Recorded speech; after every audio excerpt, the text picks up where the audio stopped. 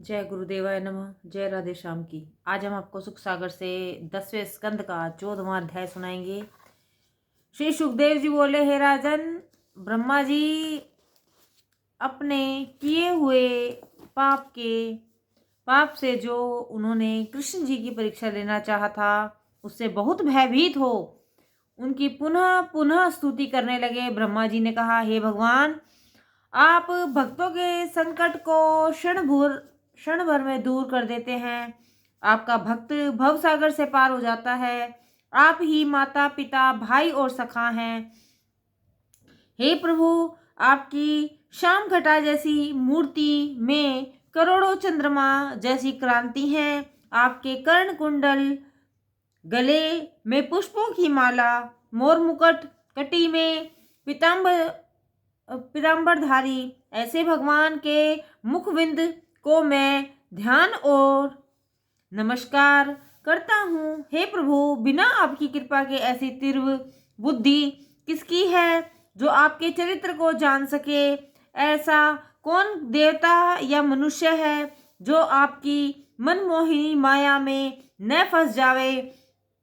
हे प्रभु, आपके इस एक ही शरीर में तो क्या न जाने कितने ब्रह्मा पड़े हैं। हे प्रभु, आपकी भक्ति सब गुणों की दासी है, जिसे लाख योग जप करके भी किसी ने नहीं पाया है और तब थककर आपकी सहज शक्ति को ही अपना लिया है। हे ईश्वर, आपके सगुण निर्गुण सहज शक्ति को ही अपना लिया है।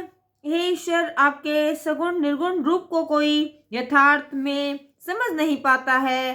केवल भक्ति ही इसका एक मार्ग है, जिसके द्वारा सत्संग में जाने पर आपकी अनूठी कथा सुनने को मिल जाती है। हे जगदीश्वर, मैं बड़ा मूर्ख हूँ जो मैंने आप जैसे मायावी गुरुओं की परीक्षा लेने की चेष्टा की। अतः मुझे अपना दास समझकर मेरे अपराध क्षमा कीजिए, क्योंकि आपकी महिमा अपार है। हे भगवान, आप ब्राह्मण रूप हैं, मैं आपके समक्ष क्या अभिमान करूंगा? आप जगत के जन्मदाता और पालक हैं। हे जगदीश, आपने ही अपनी माता को मुंह में त्रिलोकी का दिव्य दर्शन कराया था। हे प्रभु, आप त्रिदेव रूप ब्रह्मा विष्णु और महेश हैं। आप अजन्मा होते हुए भी भक्तों के दुख से दुखी होकर जन्म लेते हैं। अतः अब मेरे अपराधों को क्षमा कर मुझे निजाश्रम जाने की आज्ञा दीजिए। यह कहकर ब्रह्मा जी ने भगवान कृष्ण को प्रणाम किया। साथ ही मायावश लुप्त किए ग्वाल बाल और बचे खुचे गाय बछड़ों को भी उन्होंने लाकर प्रकट कर दिया। तब ब्रह्मा जी के ऐसे दीन वचन सुनकर भगवान कृष्ण ने उन्हें जाने की आज्ञा दी और स्वयं ग्वाल बाल के साथ बैठकर भोजन करने लगे। फिर सायंकाल होता देख सबको साथ लेकर आए।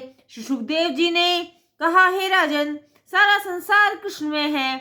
जिधर देखो उधर ही उनकी झलक दिखाई पड़ती है। सगुण रूप से वही यशोदा के पुत्र हैं और त्रिगुण निर्गुण से सारे जगत के जन्मदाता। ऐसा समझकर जो प्राणी उनके पवित्र चरणों में अपने को सर्त भाव से अर्पण कर देता है, वह यदि अधम भी हो तो मुक्ति लाभ प्राप्त करता है। उसे आवागमन के दुख फिर नहीं होते। हे राजन, श्री कृष्ण जी की शरण में गया हुआ जीव कृतार्थ हो जाता है और उसके निकट माया भूल कर भी नहीं जाती। इस प्रकार भगवान के और भी बहुत से चरित्र हैं, जैसे आंख मिचोली, ग्वाल बाल के साथ ग्वालियों का दूध दही और माखन चुराना, मिट्टी के पुल बनाना, वृक्षों पर चढ़ना, यमुना तट की लीलाएं, जिन्हें मैं आगे कहता हूँ।